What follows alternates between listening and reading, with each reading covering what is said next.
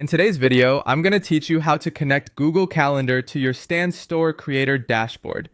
To get started, open Google Chrome on your computer. Using Chrome is important here because it helps ensure the integration process works smoothly and reduces the chance of compatibility issues during sign-in or authorization. Once Chrome is open, go to the Stand Store website and log into your Creator dashboard.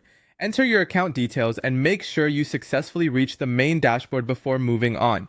After you're inside your Stand Store Creator dashboard, take a moment to look at the main menu and find the settings section. This is where you manage the key options connected to your account, including tools and external services. Click on settings, and once that page loads, look for the integrations area.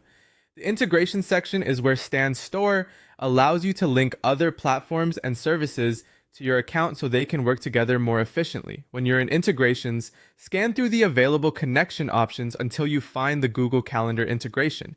You should see a Google Calendar icon listed among the available services. Right next to that option, click Connect. This will begin the process of linking your Google Calendar to your Stand Store account. At this stage, you may be prompted to sign in to your Google account if you're not already logged in within Chrome.